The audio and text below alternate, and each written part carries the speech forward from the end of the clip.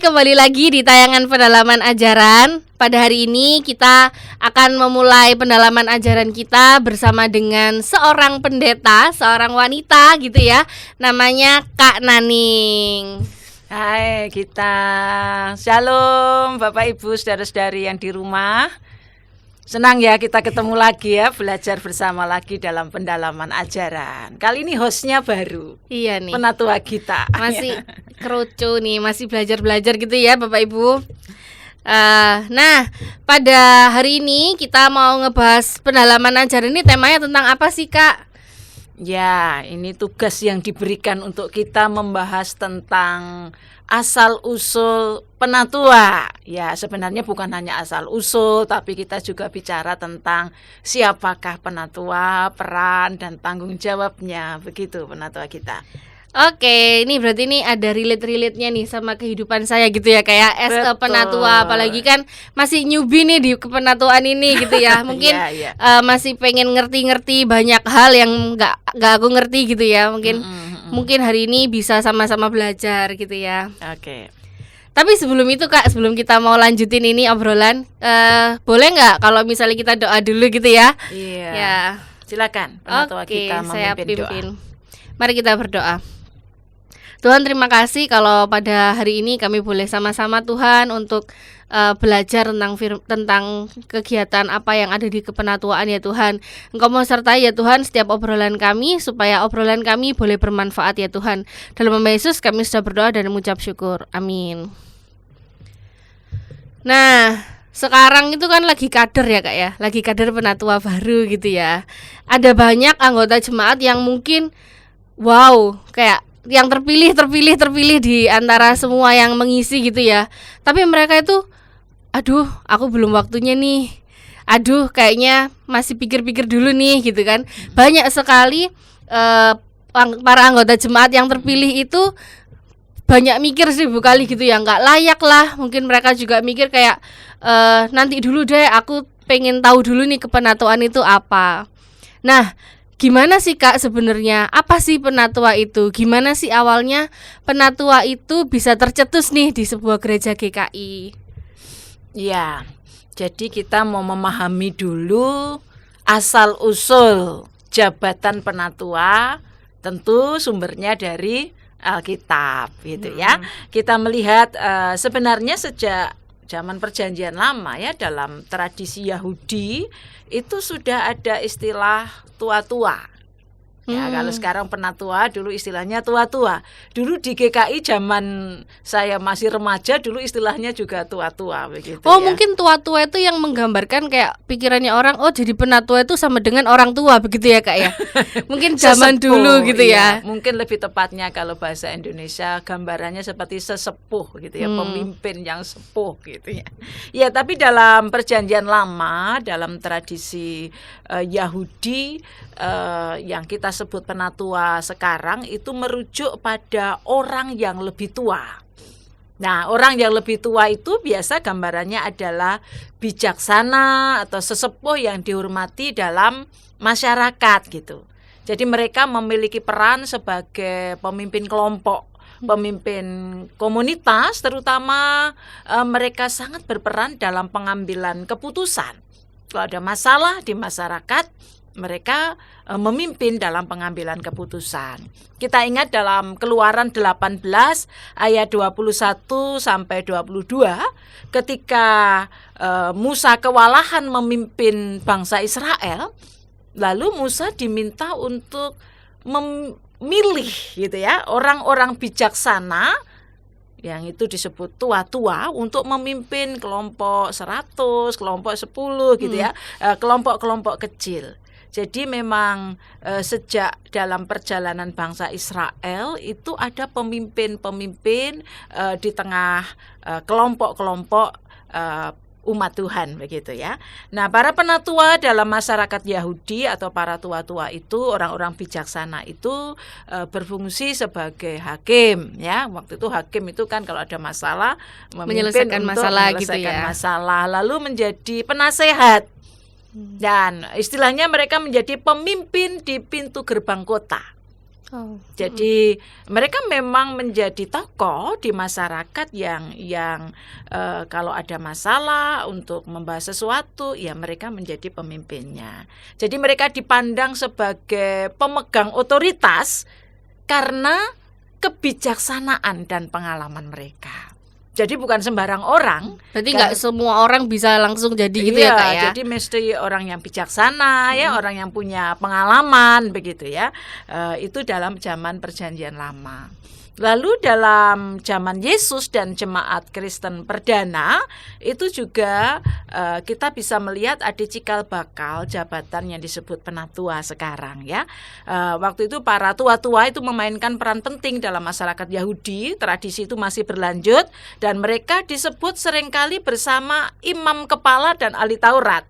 Nah ini kan mereka menjadi pemimpin ya, pemimpin yang gumbulnya ya, circle-nya itu bersama dengan imam kepala dan ahli Taurat sebagai kelompok pemegang otoritas dalam sinagog, rumah ibadah Yahudi dan dewan Sanhedrin begitu. Nah, dalam konteks itu di zaman Yesus dan jemaat Kristen awal, para penatua ini ya, sekarang disebut penatua, jabatan penatua mulai dipakai untuk menunjuk pada pemimpin jemaat setempat. Jadi dari pemimpin komunitas, lalu ketika orang menjadi Kristen, punya persekutuan gitu ya, maka pemimpin jemaat setempat itu penatua. Nah mereka ditetapkan untuk mengawasi, mengajar, menjaga iman jemaat. Nah ini bedanya dengan Perjanjian Lama, bukan hanya pemegang otoritas, pengambil keputusan, tetapi lebih spiritual ini ya. Jadi lebih punya tugas mengawasi ajaran, lalu menjadi pengajar dan menjaga iman jemaat. Kita lihat Paulus dalam surat-suratnya sering berbicara tentang penetapan penatua dalam setiap jemaat. Mesti dipilih penatua yang syarat-syaratnya apa, memenuhi kualifikasi seperti apa begitu ya. Penatua ini disebut juga gembala atau pengawas. Gembala atau pengawas ya. Dalam gereja perdana mereka adalah pemimpin rohani. Jadi gembala itu berarti pemimpin rohani yang punya tugas mengajar, menjaga kemurnian iman, memberikan nasihat kepada umat. Karena itu syaratnya lumayan berat. Nah, kalau kita lihat misalnya coba kita baca ya, baca Alkitab Titus 1 ayat 5 sampai dengan 9. Saya bacakan ya dari TB2 ya. Titus 1 ayat 5 sampai 9. Ini syarat-syarat penatua, pengawas jemaat ya. Aku telah meninggalkan engkau di Kreta dengan maksud ini supaya engkau mengatur apa yang masih perlu diatur dan supaya engkau menetapkan penatua-penatua di setiap kota seperti yang telah kupesankan kepadamu. Jadi sudah disebut penatua ya.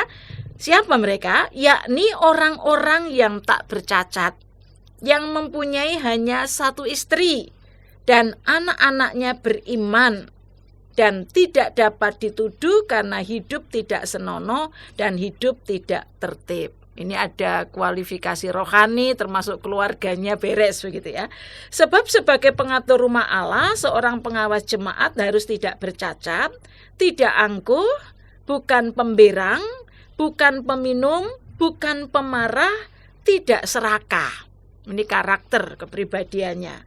Melainkan suka memberi tumpangan, suka akan yang baik, bijaksana, adil, saleh, dapat menguasai diri dan berpegang kepada perkataan yang benar, yang sesuai dengan ajaran yang sehat, supaya ia sanggup menasehati orang berdasarkan ajaran itu dan sanggup meyakinkan penentang-penentangnya. Jelas kan? Yeah. Bahwa ada kualifikasi karakter, keluarga, lalu ajaran ini mesti mengerti begitu ya. Itu pada gereja mula-mula ya, peran penatua dalam gereja itu sedemikian rupa. Nah ini memang jabatan penatua yang berakar dari tradisi Perjanjian Lama, tradisi Yahudi kuno berkembang dalam jemaat Kristen itu menunjuk siapakah penatua itu adalah para pemimpin rohani yang bertanggung jawab atas kehidupan iman komunitas. Karena itu dengan sangat jelas ada kualifikasinya, standarnya gitu ya. Iya. Ada standarnya, tidak boleh sembarangan orang. Jadi dia bukan sekedar pemimpin organisasi. Ini harus kita sadari ya. Jadi kalau penatua kita itu bukan sekedar sekum begitu ya, bukan sekedar pemimpin organisasi, tetapi pemimpin spiritual yang bertanggung jawab atas kehidupan iman umat.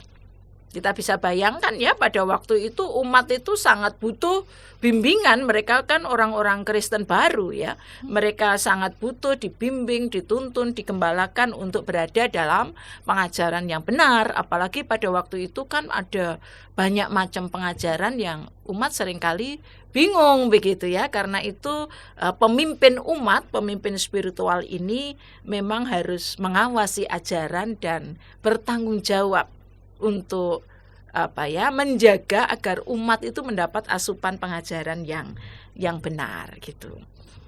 Begitu. Berarti itu kan itu ya lumayan berat nih tugas penatua gitu ya Kak ya. Kalau mungkin yang orang-orang nggak ngerti gitu, jadi penatua itu cuman nemenin kebaktian gitu-gitu ya. Ternyata setelah saya dengerin tadi gitu ya, ternyata sebagai penatua itu punya tanggung jawab spiritual juga gitu ya Kak untuk umatnya. Jadi kita nggak cuman sekedar mendampingi kebaktian atau cuman sekedar ngitung kolekte gitu kan ya. Tapi ternyata juga punya tanggung jawab iman untuk umatnya begitu ya. Nah itu kan bukan tanggung jawab yang mudah. Terus gimana Kak? Gimana itu pemahaman tentang tanggung jawab penatua pada masa berikutnya dalam sejarah gereja? Secara khusus kan gereja kita tuh kan termasuk dalam gereja tradisi Calvinis gitu ya Kak ya. Gimana itu berikutnya Kak, sejarah gereja secara khusus dalam tradisi gereja Calvinis? Ya, jadi cikal bakal istilah jabatan penatua memang sejak Perjanjian Lama, Perjanjian Baru, gereja mula-mula. Dan tentu ini menjadi dasar. Nah, ketika gereja terus berkembang, ya secara singkat gitu ya, kalau kita ini GKI bagian dari tradisi gereja Calvinis, dalam tradisi gereja Calvinis itu ada sistem organisasi. Sistem organisasi yang disebut presbiterial sinodal. Nah, ini bicara banyak tentang penatua di sana gitu ya. Jadi hakikat penatua dalam tradisi gereja Calvinis, dalam sistem pemerintahan presbiterial sinodal, ya yang pertama memang penatua itu adalah pemimpin dalam kepemimpinan yang kolektif. Jadi bukan personal ya, kepemimpinan kolektif dan ada nuansa atau jiwa yang demokratis. Jadi ini yang harus kita garis bawahi karena ini menjadi ciri khas gereja Calvinis ya. Sistem presbiterial sinodal menunjukkan otoritas yang tidak terpusat pada satu individu. Jadi kalau ada penatua tidak terpusat pada satu penatua itu. Kalau dulu dalam konteks sejarah pada waktu Calvin muncul itu uskup gitu ya, karena waktu itu gereja pemimpin utamanya adalah uskup begitu. Nah, oleh Calvin diubah kolektif sekarang, tidak pada personal gitu ya. Nah, inilah yang kelompok ini yang sekarang kita sebut sebagai majelis jemaat ya, majelis jemaat yang terdiri bukan hanya penatua tetapi penatua dan pendeta. Ya dulu ada penatua, pendeta, diaken kalau dulu ada itu gitu. Nah, presbiterial itu menunjuk pada pola kepemimpinan, struktur kepemimpinan yang berdasarkan para presbiter.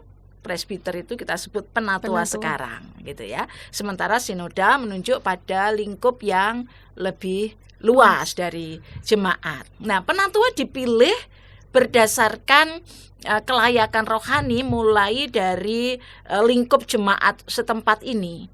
Jadi ini memilih presbiter gitu ya. Penatua ini dari lingkup jemaat setempat, ya tentu dengan syarat-syarat juga. Pada tradisi Calvinis, kelayakan rohani itu masih menjadi syarat utama. Jadi mereka mesti layak rohani, dianggap sebagai orang-orang yang tidak sembarangan, tapi ditugaskan oleh Tuhan untuk menggembalakan umat, mengawasi pengajaran di tengah jemaat dan memimpin jemaat. Itu hal yang dalam kepemimpinan gitu ya. Fungsinya ya gembala dan pengawas. Jadi bukan gembala kambing loh ya, ini gembala manusia. Gembala rohani yang bertanggung jawab atas kehidupan dan pertumbuhan iman jemaat. Maka mereka disebut pengawas atau penilik jemaat. Bahasa Yunaninya episkopos, itu pengawas atau penilik jemaat. Jadi mereka harus memastikan kehidupan jemaat itu berlangsung sesuai dengan firman Tuhan. Ini luar biasa ya. Ini hakikat penatua dalam tradisi gereja Calvinis adalah pemimpin jemaat, gembala ya, jadi pemimpin rohani ya, yang dia punya tanggung jawab kehidupan jemaat ini. Kalau jemaatnya GKI Resut, ya jemaat GKI Resut berlangsung sesuai firman Tuhan. Berarti penatuannya harus ngerti firman Tuhan loh. Ya. Ya, jadi ini sekali lagi Calvin sekalipun banyak bicara tentang organisasi, tetapi juga menggarisbawahi bahwa hakikat jabatan penatua tidak hanya administratif, tapi spiritual. Penatua dianggap sebagai perpanjangan tangan Kristus dalam memimpin dan menggembalakan umatnya. Karena itu prosesnya juga demokratis, dari usulan Jemaat. anggota jemaat, lalu didoakan, minta petunjuk Tuhan dan sebagainya. Karena pemimpin spiritual begitu ya. Itu. Nah, peran penatua pada tradisi gereja Calvinis sekali lagi dalam kepemimpinan ya, pengawasan dan kepemimpinan ya dalam gereja lokal, jemaat setempat, mereka memang secara khusus menjadi pengawas ajaran, juga pengatur, karena pengawas ajaran, pengatur pelaksanaan disiplin gereja. Waktu itu sangat ketat ya, kalau ada orang berdosa lalu ketahuan, maka gereja harus menegur. Nah, ini yang sekarang kita sebut digembalakan khusus. Kalau dulu disebut siasat gerejawi, itu disiplin, kena disiplin. Dan penatua ini tugasnya yang membimbing ya, menegur, membimbing sampai orang itu bertobat. Jadi dia melaksanakan disiplin gereja. Jadi harus memastikan bahwa umat jemaat ini hidup benar di dalam firman Tuhan.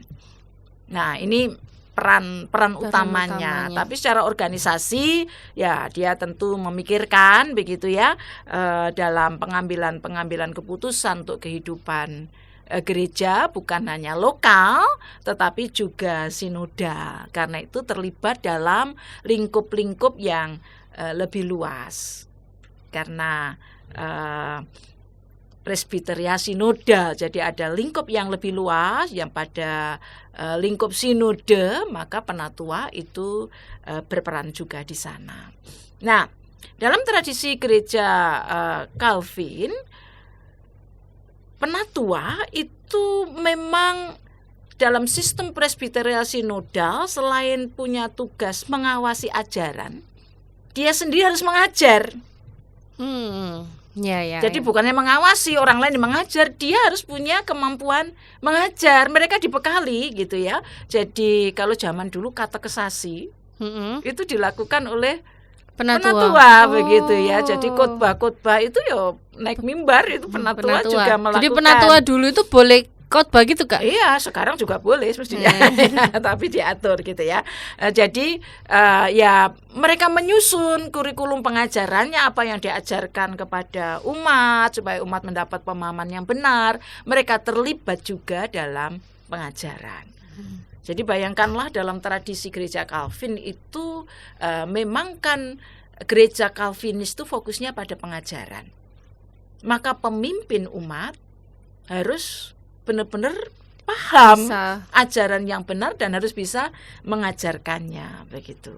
Itu yang memang ciri khas ya, ciri khas dalam gereja Calvinis. Nah, ini yang tidak boleh dilupakan ya.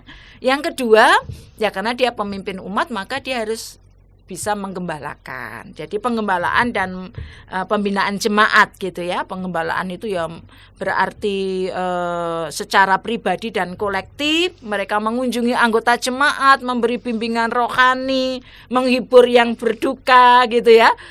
Kalau dalam beberapa gereja penatua dibagi dalam kelompok atau wilayah, kayak kita ada majelis pendamping kelompok gitu ya, sektor gitu. Nah, kalau zaman dulu penatua yang di kelompok itu perannya besar.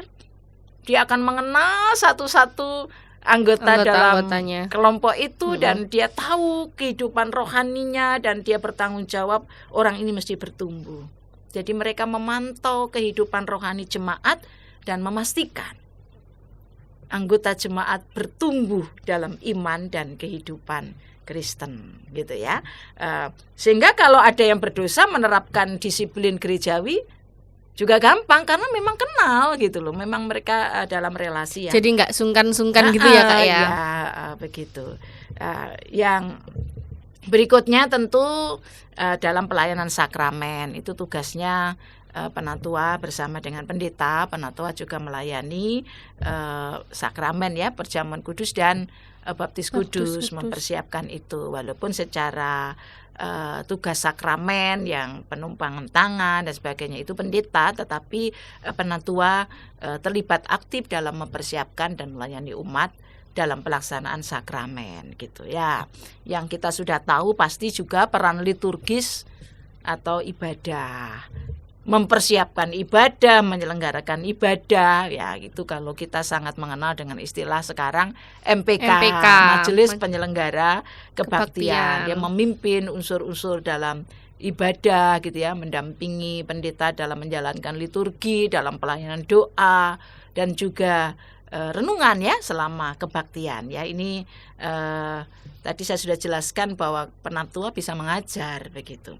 Nah, jadi kesimpulannya dalam tradisi gereja Calvinis, penatua adalah pemimpin rohani, pemimpin spiritual yang berperan dalam memelihara, mengembalakan jemaat, menjaga kemurnian ajaran dan memastikan gereja berjalan sesuai tugas panggilannya menurut maksud Tuhan yang tertulis dalam Alkitab begitu ya. Berarti untuk melakukan itu semua yang tadi dijelasin kan tanggung jawabnya kan banyak, besar juga gitu ya Kak ya. Berarti kan nggak mudah. Nah, apakah seorang penatua itu juga diberikan pembekalan-pembekalan itu ya Kak ya? Ya, sejak dulu proses belajar mengajar dalam gereja itu menjadi bagian sehari-hari kehidupan umat. Jadi ketika reformasi terjadi, ketika umat boleh membaca Alkitab gitu ya, dan para pemimpin umat, penatua ini mesti mengerti tentang ajaran, maka gereja sibuk dengan kegiatan pembinaan, pengajaran, pemahaman Alkitab. Termasuk para penatua ini disiapkan, dibekali. Jadi ya kalau dia mengajar dan menjaga ajaran kan dia harus tahu apa isi ajaran itu. Jadi memang ada pembekalan, pembinaan. Sebenarnya sampai sekarang juga begitu ya. Jadi kalau mau jadi penatua ya harus jangan takut, jangan mikir aku nggak bisa nih, aku nggak tahu apa-apa nih tentang apa firman atau apa yang akan diberikan ke jemaat nantinya gitu ya. Tapi ternyata kan kita diajar, kita diberikan pembekalan khusus supaya ya nggak zero gitu loh. Jadi kita tetap bisa mengembangkan. Pasti ada pembekalannya. Makanya kan tugas pendeta adalah memperlengkapi anggota jemaat, termasuk anggota jemaat yang dipersiapkan jadi penatua. Jadi kalau anggota jemaat itu rajin ikut proses belajar mengajar ini, maka sebenarnya dia akan siap untuk jadi penatua. Nah, makanya sebenarnya ini yang agak mulai terdegradasi. Terdegradasi di zaman sekarang ya. Memang kita bisa belajar melalui banyak media. Tetapi kalau seseorang dipilih menjadi penatua dalam tradisi gereja Calvinis, suka atau tidak suka, mau atau tidak mau harus Belajar. belajar. Dan dia memang harus dekat dengan Alkitab. Mm-mm. Karena itu tadi ada kelayakan gitu ya, ada fit and proper testnya Iya. gitu ya. Pada waktu itu ya, zaman sekarang jangankan fit and proper test gitu ya, orang sulit sekali begitu ya. Tapi memang ini menjadi tanggung jawab yang ya gereja harus terus kerjakan ya. Bagaimana membangun minat agar umat mau belajar firman Tuhan, mau ikut pembinaan-pembinaan hingga mereka pada saatnya siap untuk menjadi penatua. Tidak apa ya, kalau boleh dibilang tidak sulit, ya tidak sulit karena dibekali. Syaratnya satu, asal mau dibekali. Nah, kalau mau jadi penatua tidak pernah mau belajar, ya nanti Umatnya dia ya apa ya Kak ya? tidak bisa menjalankan tugasnya Tugasnya. begitu. Memang harus belajar begitu ya. Oke. Kak, GKI itu kan termasuk gereja Kalvinis itu ya. Itu kan berarti pemahaman tentang penatua itu juga seperti pemahaman dalam tradisi gereja Kalvinis gitu ya. Apakah kayak gitu Kak? Apakah emang benar kayak gitu? Pasti kan kita sama ya, karena kita menganut sistem presbiteria sinodal, itu warisan dari tradisi Kalvinis, maka penatua di GKI tentu mendapatkan tugas, peran, termasuk kualifikasinya begitu ya, itu warisan dari tradisi Kalvinis. Hanya GKI kemudian merumuskan secara lebih detail dalam tata laksana, dalam tata gereja ya. Kalau tata laksana tata gereja yang baru terbitan tahun 2023 itu bisa dibaca di pasal 82 sampai 100. Banyak panjang ya, 82 sampai 100. Ya, jadi kalau mau melamar penatua, maka yang melamar harus paham ini gitu ya. Harus bisa menjelaskan ini ya, untuk menjadi penatua harus itu bicara tentang status, fungsi, masa jabatan, masa pelayanan, termasuk tugasnya apa gitu ya, syaratnya apa. Dan ada di sana yang jelas ditulis itu sebenarnya adalah ada tahap ketika mempersiapkan itu tahap pembekalan. Nah, ini jangan takut karena ada pembekalan, walaupun pembekalan yang dimaksud di sini pembekalan awal. Pembekalan awal untuk sangu ya, untuk bekal supaya bisa memulai tugas dengan pemahaman, tapi nanti di sepanjang perjalanan menjadi penatua itu harus terus mau belajar karena bekal awal saja tidak cukup begitu ya, sepanjang perjalanan terus belajar. Ada kalau dalam pasal 96 itu bicara dengan pengembangan pelayanan penatua. Nah, ini bicara sebenarnya proses pembinaan agar penatua itu makin hari makin memiliki kemampuan, dia bisa menjalankan perannya dengan baik gitu ya. Bahkan pasal 97 ada aturan tentang pengukuran kinerja pelayanan penatua. Diukurlah, ada rapotnya. Gak cuman sekedar gitu, terus ada kotol ukur dari jemaat juga ya Kak. Lihat kita sebagai penatua itu kayak gimana, itu Ya, dinilai juga ya. Ada ini ya, ada pengukuran. Ini maksudnya bukan kayak anak sekolah ya, rapotmu jelek, enggak begitu ya. Ini sebenarnya untuk motivasi, menjadi penyemangat supaya kita tahu apa yang belum kita kembangkan dalam pelayanan ini. Dan kalau saya mau melayani Tuhan, menjadi pemimpin umat ya, yang ini bukan pelayanan yang sembarangan begitu ya, ya saya harus serius gitu, termasuk saya mengoreksi diri, apa yang belum saya kerjakan dan apa yang masih bisa saya kerjakan lebih maksimal, maksudnya seperti itu begitu ya. Tapi secara ringkas mungkin saya tidak baca ya semua, nanti waktunya habis. Secara ringkas kalau boleh disimpulkan, sama seperti dalam tradisi gereja Kalvinis yang lain, gereja-gereja lain, tugas peran penatua itu dalam kepemimpinan gereja lokal ya, gereja setempat secara khusus. Ya, itu memimpin, mengelola kehidupan gereja sehari-hari. Karena kepemimpinannya kolektif, keputusan-keputusan tidak bisa diambil secara pribadi, apa-apa harus rapat. Jadi kalau jadi penatua resikonya memang banyak rapat. Ini ya untuk menjaga supaya tidak ada keputusan-keputusan yang versi pribadi. Kita memang demokratis, semua harus dibicarakan bersama begitu ya. Nah, jabatan penatua di GKI dalam kepemimpinan juga sama, masih dihayati sebagai pelayanan rohani dan jabatan ini bersifat spiritual.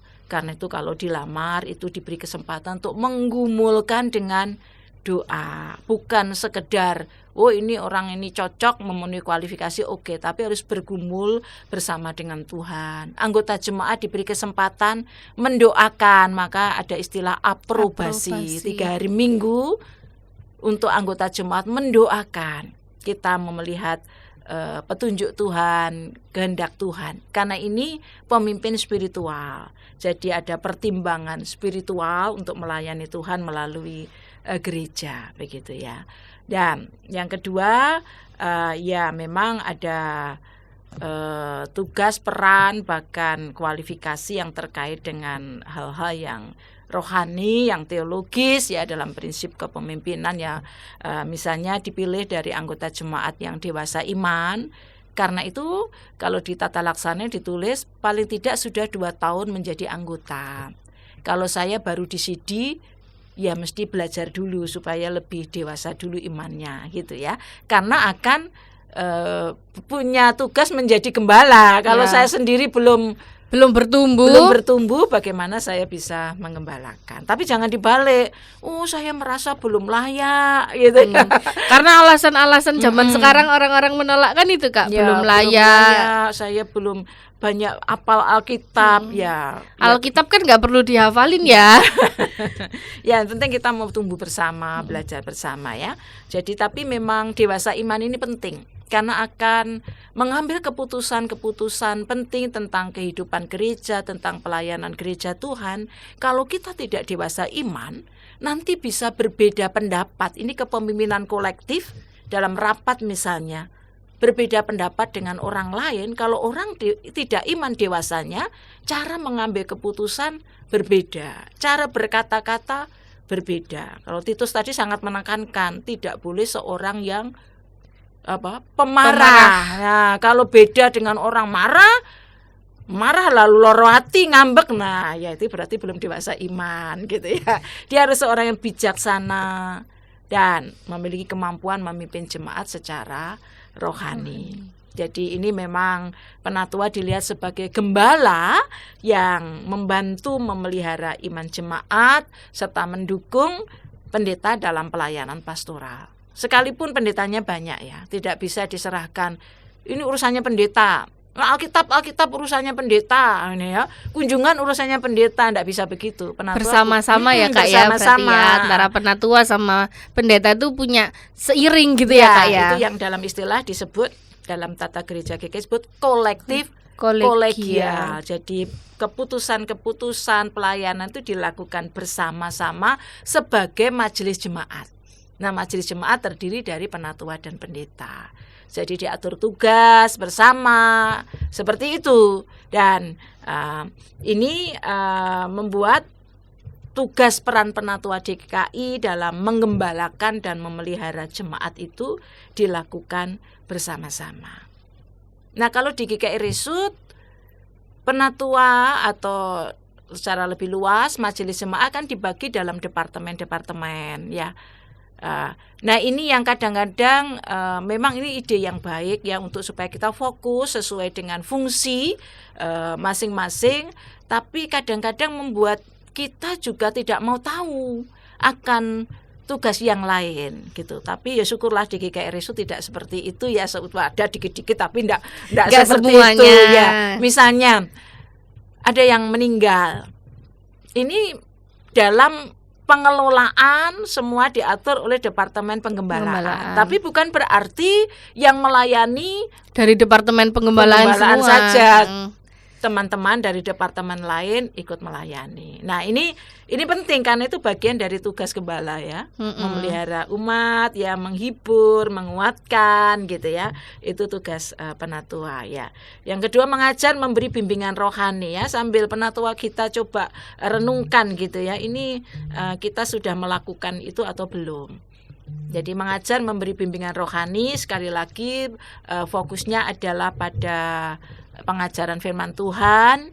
Ya, walaupun kita bukan pengkhotbah hebat, tapi harus mengerti bagaimana menyampaikan renungan gitu ya. Nanti di kelompok-kelompok kecil ya, apalagi sekarang ada live group, KTB atau apa istilahnya. Nah, penatua berperan di sana.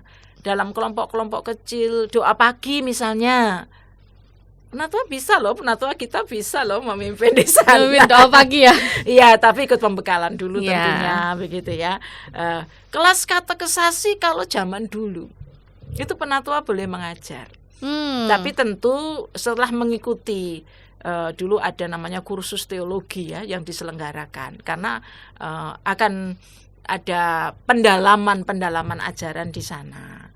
Begitu. Nah, sekarang kalau di KKRI Sud karena pendetanya banyak, diserahkan kepada pendeta. Tapi satu kali ini penting untuk kita pahami bersama ya, bahwa penatua juga mesti memahami. Kalau ajaran katekesasi kan sangat mendasar ya, harus memahami hingga bisa juga mengajar ya. Paling tidak ketika percakapan dengan anak-anak yang katekisan yang akan sidi baptis itu ya penatuanya paham. Gitu. Jangan yang dipercakapi lebih paham kita yang malah nanya sama mereka gitu ya Kak. Ini penting begitu ya. Lalu kepemimpinan dalam majelis jemaat, ya itu pasti ya.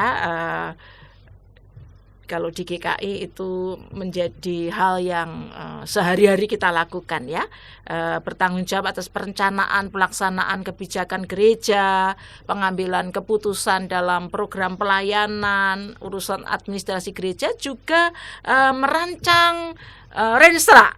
Rencana strategis gereja ini mau dibawa kemana sesuai dengan tugas panggilan yang Tuhan berikan. Itu tugasnya penatua. Tidak sendiri sekali lagi ya, dalam kepemimpinan yang kolektif, kolegial gitu ya.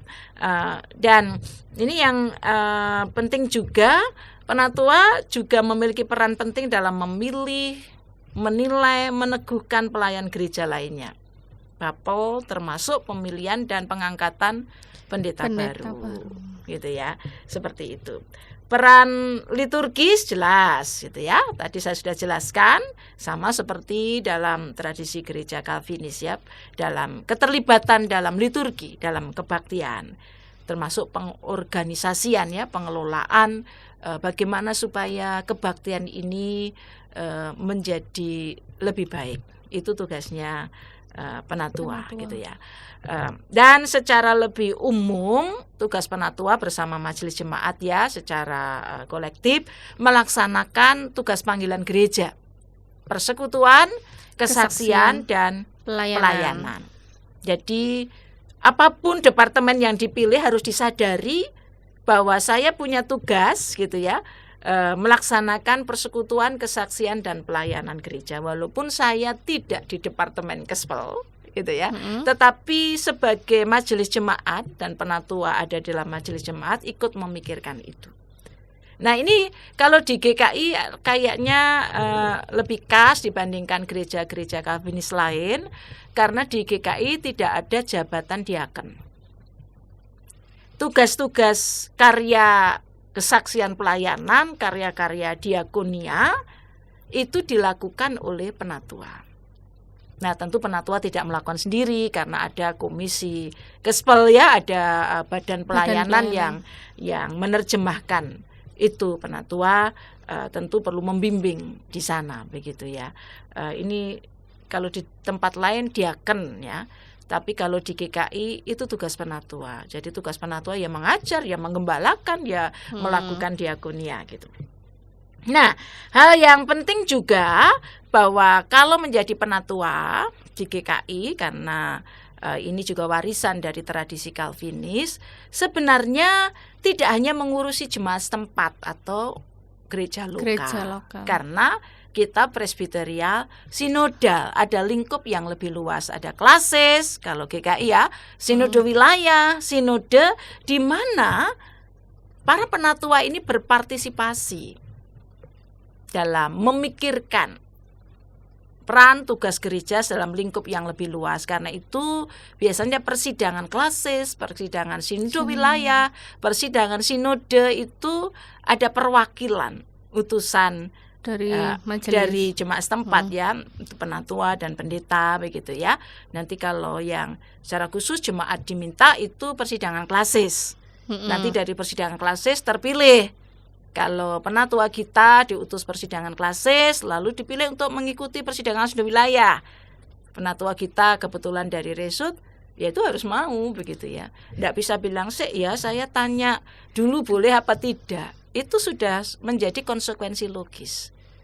Dan di sana sebenarnya peran tugas kita menjadi makin luas. Karena sambil belajar juga ya Kak ya. Betul, kalau kita sambil ikut kalau saya kegiatan bilang itu. kolaan ilmu juga Ya.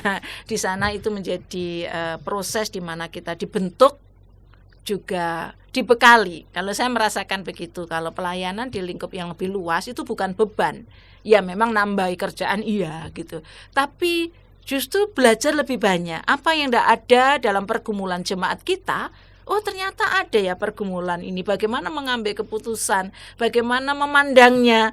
Nah, kita menjadi belajar juga Jadi yang di situ. yang nggak ada di sini nanti mungkin waktu ikut sidang di sini jadi tahu gitu ya Kak. Oh sebenarnya di gerejaku butuh ini gitu ya Kak. Ya, jadi kayak studi banding, Ya, tapi studi juga banding. memikirkan memang dalam wacana yang lebih luas ya. Jadi ini menjadi sesuatu yang penting. Ini yang harus diingat oleh para penatua ya. Jadi kalau mau menjadi penatua di jemaat setempat di GKI Resut, konsekuensinya juga Harus ikut punya sidang-sidang. tanggung jawab gitu ya, terlibat dalam lingkup yang lebih luas supaya makin juga berkembang karya pelayanan kita, tapi juga pengetahuan dan kedewasaan kita begitu.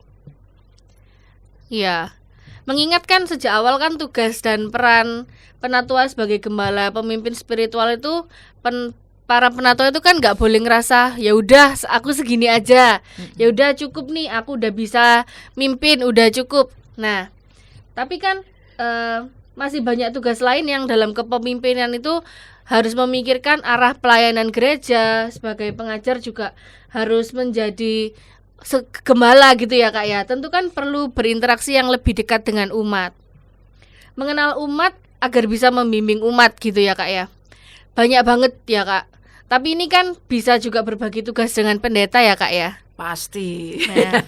Karena majelis jemaat terdiri dari penatua dan pendeta. Tapi jangan dibalik wes iki pendeta aja, jangan gitu loh ya. Ya. Pendetanya juga enggak bisa begitu. Wes ini penatua aja gitu.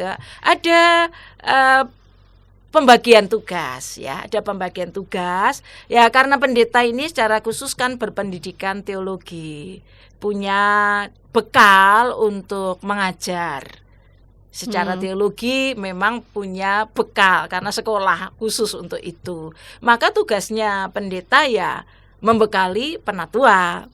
Dan tugas-tugas pengajaran memang lebih banyak dilakukan oleh pendeta. Tapi bukan berarti penatua cuci tangan ya, sekali lagi ya, tetap ada tanggung jawab di situ. Jadi tugas penatua dalam mengawasi ajaran dan terlibat dalam proses membimbing mengajar umat ini tetap harus kita sadari. Nah, ini memang penting, karena itu yang perlu kita pikirkan untuk gereja kita adalah terus mengadakan pembekalan. Gereja kita ini sebenarnya sering melakukan pembekalan ya, hanya yang ikut sedikit. Termasuk para penatua itu senang rapat, tapi kalau disuruh ikut pembinaan susah. Gitu ya. Padahal kalau tidak ikut pembinaan itu rugi. Karena apa? Saya menjadi tidak bisa menjalankan peran tugas saya. Jadi kalau menjadi penatua GKI mau tidak mau, sekali lagi karena kita gereja Calvinis, gereja yang berfokus pada pengajaran, harus mau belajar sekali lagi.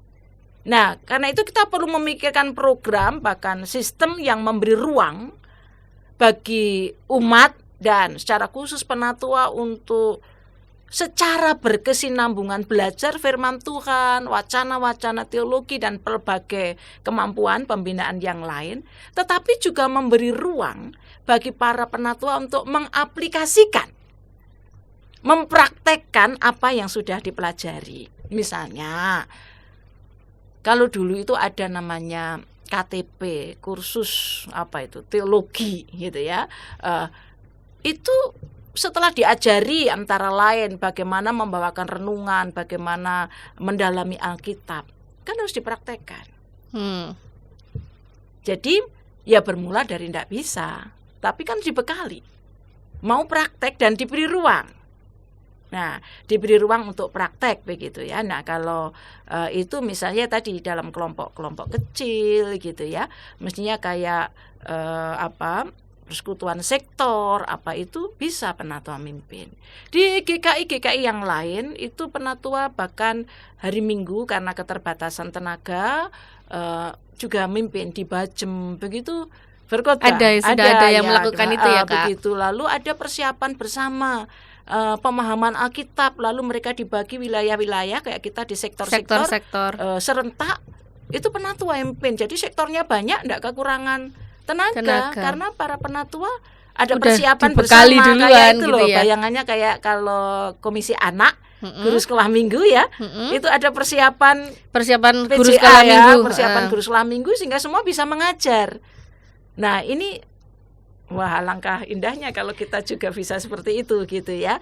Penatua menjadi makin memahami firman Tuhan, makin bisa menjalankan peran dan tanggung jawabnya dalam membimbing umat secara rohani dan akan termotivasi untuk terus aktif mendalami firman Tuhan begitu. Nambah kerjaan ini. Ya. Oke, ternyata kan tugasnya itu berat ya Kak ya. Untung kok ya cuma 3 tahun ya Kak ya. Bisa nggak Kak kalau misalnya lebih dari 3 tahun atau kayak misal masih dalam jabatan BPMJ gitu?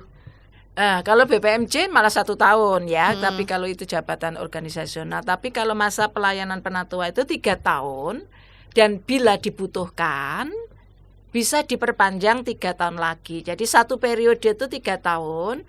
Kalau masih dibutuhkan, ya dilamar lagi gitu ya. Tidak otomatis ya, harus dilamar lagi. Pakai dari 0 lagi ya Kak ya? Ya, 3 tahun lagi. Nanti kalau sudah 2 periode, berhenti dulu gitu, istirahat dulu. Kenapa kok begitu? Kalau penatua sudah dibekali, sudah dia bisa fasih begitu ya, mengajar, kan eman gitu. Ya, dia bisa menjadi pengkhotbah awam gitu. Tapi dalam urusan organisasi ini supaya memberi kesempatan anggota jemaat yang lain untuk ambil bagian.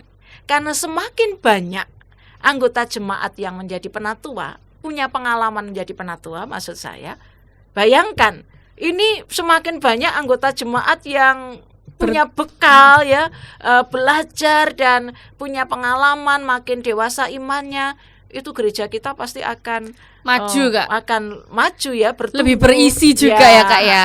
Itu yang kalau di GKI dipikirkannya begitu gitu ya, karena anggota jemaat itu subjek dalam pembangunan jemaat, jadi harus terlibat aktif. Apakah itu berarti kemudian semua orang bisa menjadi penatua? Ya pokoknya dia anggota jemaat, lalu sudah 2 tahun, dan tentu ada kualifikasinya ya, supaya nanti tidak jadi masalah malah begitu ya. Tadi kalau firman Tuhan ada bicara tentang kualifikasi rohani, dalam tata laksana juga ada syarat-syaratnya begitu ya.